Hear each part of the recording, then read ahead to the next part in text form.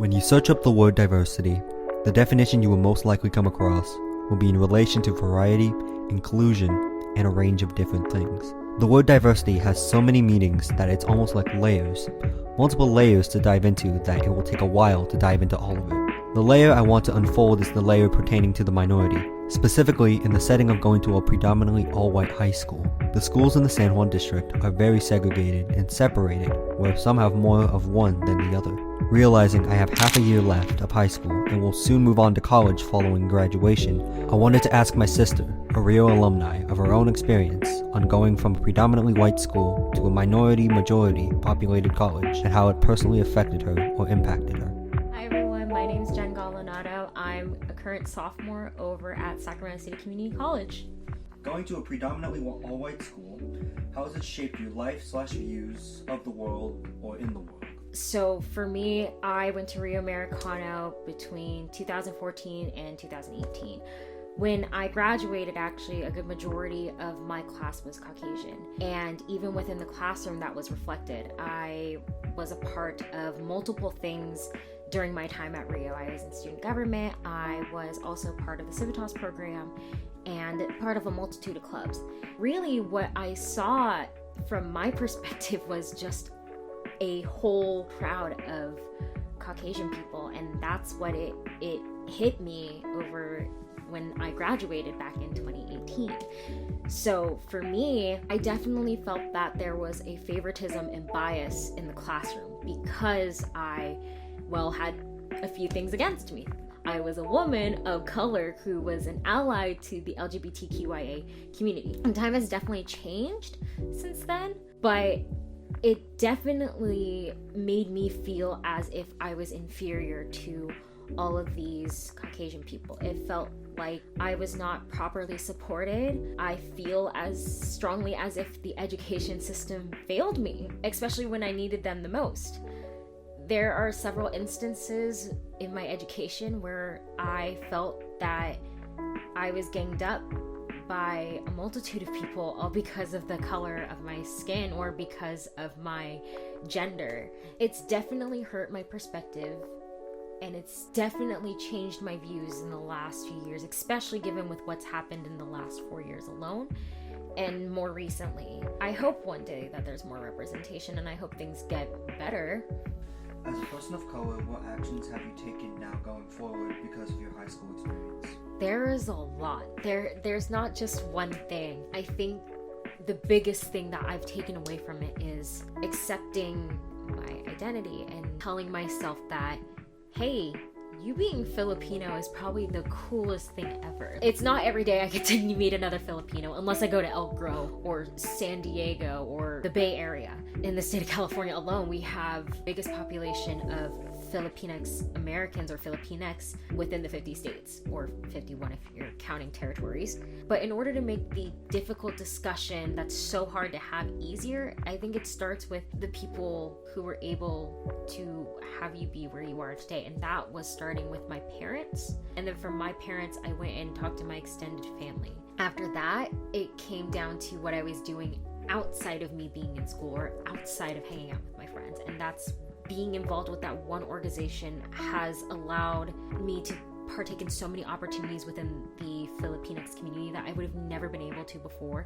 and open doors in being a part of other communities. I don't think I ever would have been a part of Filipino Americans for Biden-Harris had it not been through my mentors, or I don't think I would have ever gotten a chance to be a college mentor to a group of high school students in the summer had it not been for Philippine National Day Association. And I don't think I would have been so proud to be Filipino had it not been for my dad to put us in Sinagtala. And I'm so thankful that he has, because to me now it's important to why we have ethnic studies.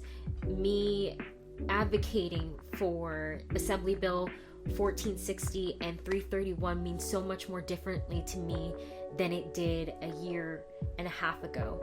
Being a part of the Filipinx community and saying that I'm Filipinx American is just the coolest thing. It's encouraged me to go out there and make a change in the world for others who are in almost a similar situation, just a different ethnicity or race. There's a lot of healing that needs to be done, and I hope that in that healing process I can be a part of it by understanding and learning through my previous experience by being a part of these groups that have allowed me to do exactly that. And I'm just so proud that I get to be a part of truly having DEI work, that being diversity, equity, and inclusion, be seen on all fronts all around.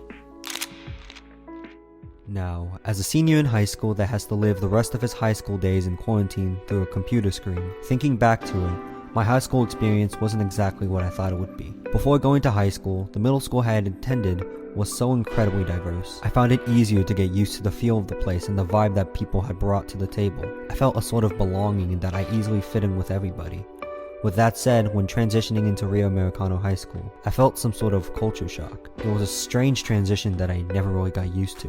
It felt harder to make friends with other people because even on my first day as a freshman, with the first day jitters, I had to gripe with the fact that I didn't see a lot of people that looked like me, nor felt like I can be comfortable with. I didn't feel a sense of relief and didn't feel like I could speak.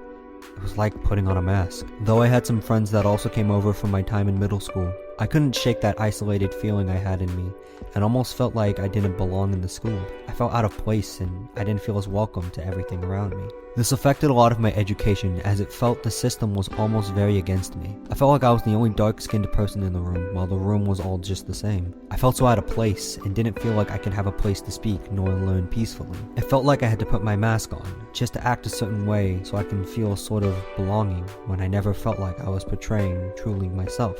It ended up with me lying to myself and thinking that was who I was, when in brutal reality, I was really just lying to myself. I never felt the slightest representation. It was all just a blank slate. It wasn't until I had met other friends that had understood me and my background in my junior year that I had started to feel somewhat a sort of belonging. Until that was cut short due to the pandemic, which forced myself and millions of students all over the world to continue their lives from their home. Other than that, I had never felt like I truly belonged in the high school I was in. It was all just blur that I never got to really enjoy. What makes it worse is when the racist post at the beginning of my junior year came out. When it first came out, I first took it as a joke, but realized more later on how almost unsafe I felt as the year continued onwards. I felt almost attacked even when it wasn't at all directed towards me. It was an attack on minorities, and with the school being one predominant color, it's already hurtful to go somewhere that didn't feel like a home. I don't feel as tortured by it now, but back then when I was still going to school in person, I always felt unsafe. I felt ashamed of having dark skin. I felt out of place. The racist post wasn't directed towards me, but I still felt a bit uneasy for that it can apply to one person of color. This was already an ongoing issue to me, and this only amplified it. It made me feel depressed that I couldn't get along with people as easily. I can try and be something I'm not, but it just felt like I was failing myself, to the point that I had almost ended myself. Going to a place that didn't feel like a home was just hours of torture that were endless reminders of the lack of representation I had. Only trinkets and sprinkles of it came around, but it didn't last long enough to say I felt represented. But this is only my experience. I took the liberty of asking my friend about how they felt about Rio. He had recently transferred from Rio to El Camino, so I wanted to see what made him switch and the differences he sees between the two schools and his perspective. How does Rio compare to the schools you've previously gone to? Is it more or less diverse? It's less diverse, come on. When I went to Rio at the same point, I thought like, oh, everyone's great, especially my mom. For her, she kind of saw like, oh, everyone's really nice and a lot more open. But later on the line when I was a sophomore, I soon realized there was like not a sense of entitlement or anything. It was just like a lot of people were a lot more conservative and a lot more reluctant to talk to other people, even of color, especially in Arden. That was when I think that sort of cliquish mode activated or something, because it was so hard to talk to other people. And I talked with so many other people, but these kids were kind of a lot more distant and focused on like really maintaining a clique and a group within their boundaries. And for my junior year at El Camino, I gotta say I made more friends quickly compared to Rio, even in like Zoom calls, which is surprising. and the Avid class was a lot more achieving. They were even like texting me like, oh hi this. But when I went to Rio for the first time, I really had to initiate myself in a group where it doesn't seem like they don't want me around. And I continue to do that. There's a sense of, statistical bias between a lot of those kids. I don't blame the adults because I think they notice, but I don't think they know what to do. In the sense of racial diversity, I went to Barrett. To be honest, I did all my stuff, and gotta say, there were a lot more African Americans, Latinos, and Asians compared to Rio. And that's just because where it is in suburbia. What made you end up transferring from Rio? Oh my god. The whole entire shebang was like, I wanted to transfer a long time ago. I wanted to transfer since like winter of like 2019, actually. My transfer was like abrupt. I was not in the schedule. Like at Rio, I was just attending Zoom classes, and then after that I switched, and I'm like, okay, this is better, but like, what was the holdup? I soon realizes that I think a lot of people want to transfer out of like their school systems, and it's like a whole entire hectic thing because of the COVID-19. I really wish it was a lot easier to just transfer like mid-semester. Being at Rio didn't necessarily make me feel good. When I thought about graduating, do I really want to graduate where I feel like I survived or I had fun? And I don't want to graduate where I just see like a bunch of prude white people being like that to me. And also they gave my mom like a stink eye. I mean, she had a whole entire situation with a bunch of those kids because my mom's Filipino, I'm half Nigerian, and they keep looking like, is he adopted? Is that his real mom? It's none of your business. It's none of your business.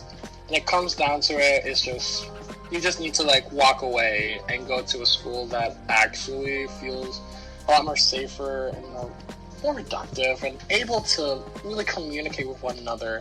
But sadly, you live and you learn. Moral of the story, don't go to a school if you want to, or don't go to a predominantly white school if you are a colored person.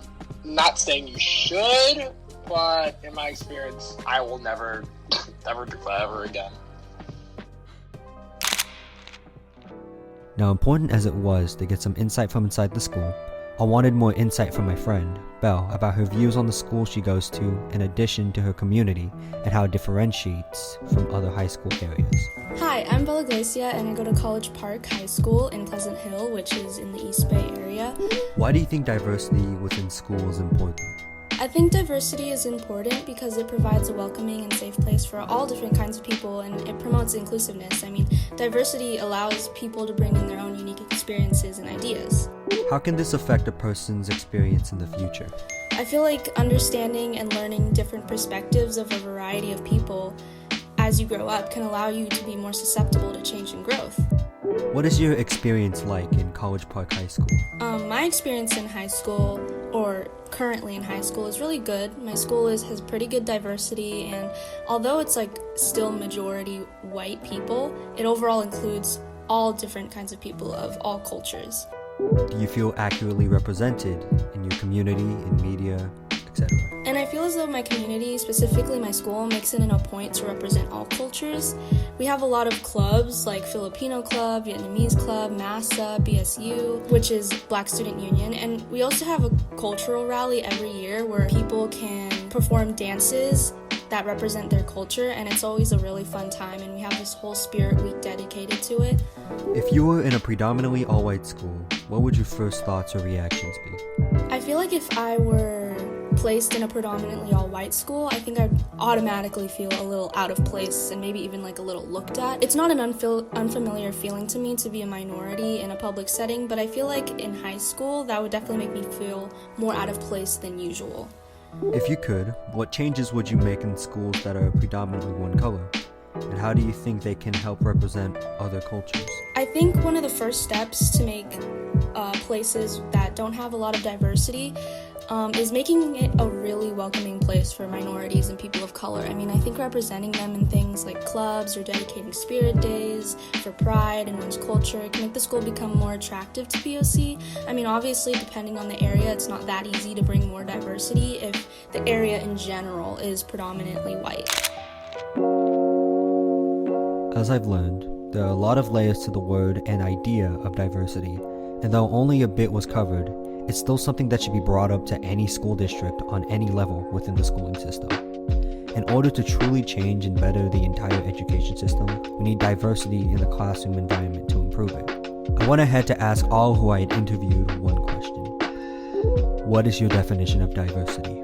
I mean, diversity is like the presence of like culture and variety. A diverse community is one that includes people of all different ethnic backgrounds that can bring in their own experiences. And diversity doesn't always have to be race. It can be different sexualities and gender, just people who come from different places all in one community to be able to provide and bring in their own experiences and unique ideas. At the end of the day, I think my idea of diversity is just allowing everyone to freely express who they want to be, or not feel like the idea of being shamed of it. My definition of diversity is having accurate representation on all fronts. That's not just your ethnicity or race, but also our sexual orientations, our body sizes.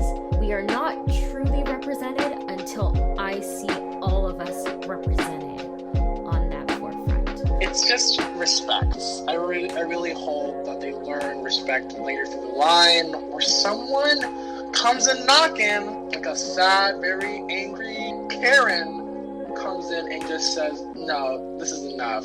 You will support everything. So I hope one day we all truly will have diverse representation all around. Not just, oh, there's one person of color in the room, we're diverse kind of thing. Or, oh, we have like a majority of like diverse people sitting on this panel. No, that's not what this is. You will support and soon allow people to say whatever they want and be whatever they like to do. And that shouldn't be knocked over or like joked around. It's about accurately having everyone and everything that people are seen in everyone on everything. I'm just having hope. I'm having hope for at least my generation to pull through on some chaotic goodness from Gen Z. It's not diverse until those things are achieved. Many people see different definitions of diversity, but all of them have one thing in common: inclusive representation amongst all.